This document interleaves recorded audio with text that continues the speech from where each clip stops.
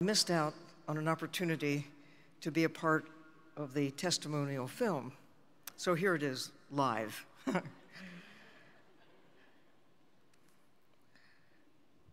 President George W. Bush and First Lady Laura Bush will be remembered for many things.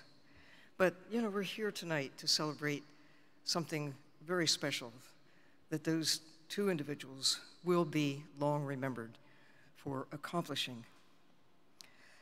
And both of them, through their actions, showed caring for the national, cultural, historic, and natural heritage of this country.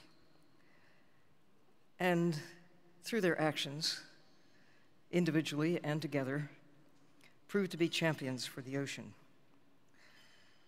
I personally was a witness to the event that is depicted here. But prior to that dinner that Jean-Michel Cousteau referred to, that took place on the 6th of April in 2006, I somehow found myself at the table with 5 other individuals. It was Lori Arguelles, who was Jason Patlas's predecessor as the head of the National Marine Sanctuary Foundation. And her husband, my friend Linda Glover, who's here in the audience. And, yay, Linda. And of course, Jean-Michel Cousteau, and the most powerful person on the planet at that point in time, President George W. Bush.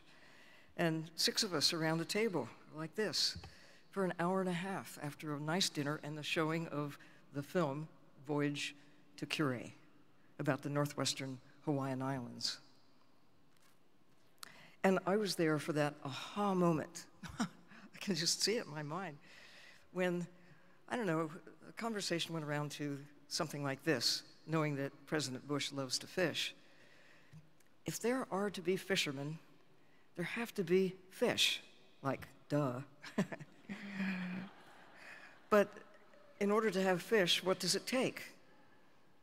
Well, early in the 20th century, Ducks Unlimited came up with a brilliant idea that if you want to have ducks and geese and other wild birds, for whatever reason, you love them because they taste good, or you love them because they're beautiful, you love them for their ecological values, whatever it is, you have to protect the feeding areas, the breeding areas, the corridors over which they fly.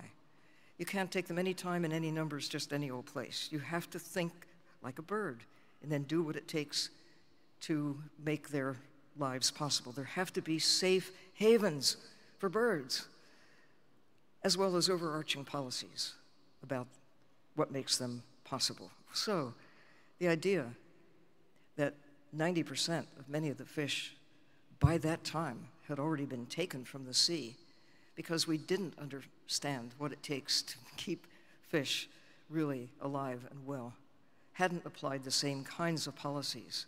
The idea that fish need safe havens too. What a concept. It's an idea whose time has come. And that moment of, oh yeah, and other conversations that took place during that hour and a half that was preceded by more than 10 years of effort on the part of many people to set the stage for what became possible. And as President Bush sort of swept out of the room after the dinner, like you heard what Jean-Michel said, you know, he said, make it happen. This is the moment. He said, the biggest area, no take. Make it happen, Jim, referring to Jim Connaughton. And then he just left. Everybody kind of looked at one another because we didn't know what the outcome of the future for what came to be the Papahanaumokuakea,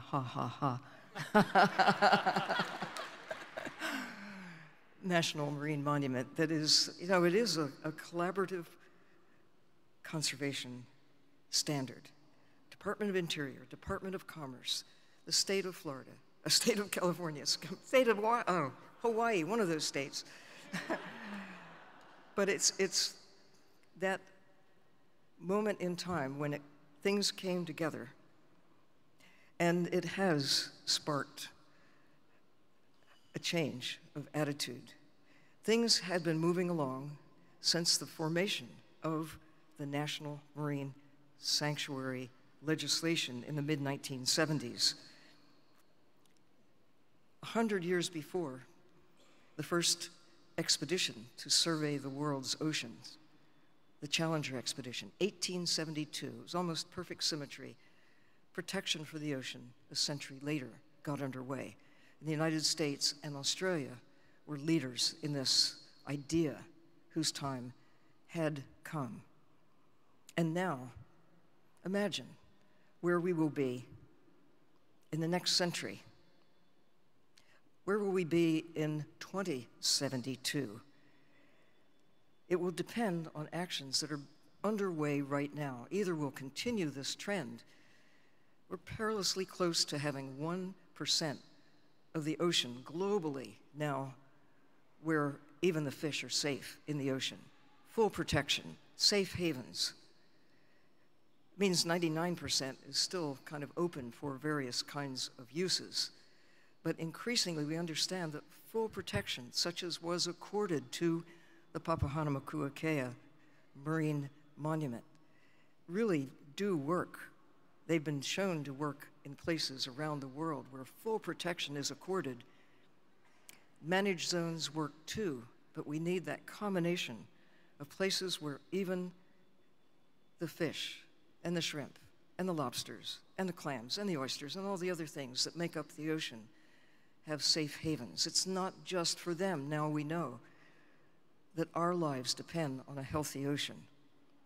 And a healthy ocean depends on taking care of it in ways that got a real jump start in 2006. And again, before President Bush left office, to scale it up, to create, at the time, the largest marine protected areas in the world.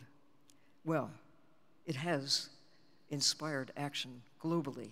And of course, we've seen action here just in the past year, nationally, expanding on this idea. This, as President Bush said in his remarks, this is a priority that transcends politics. This is about making a planet that works in our favor.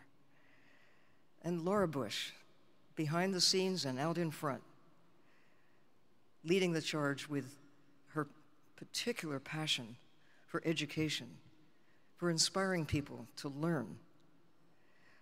I looked at the expression on her face when she heard about the concept of action-oriented ocean conservation and education, no child left dry. So,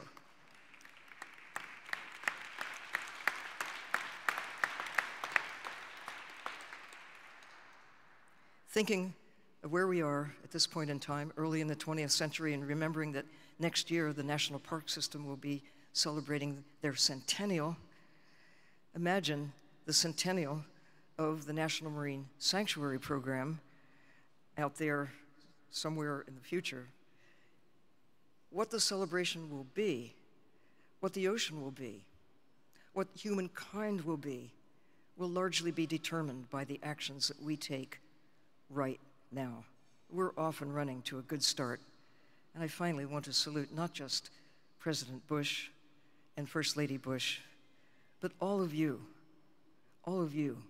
for what you are doing to make sure that the world is a better place in the 100th anniversary of the National Marine Sanctuary Program. Thank you.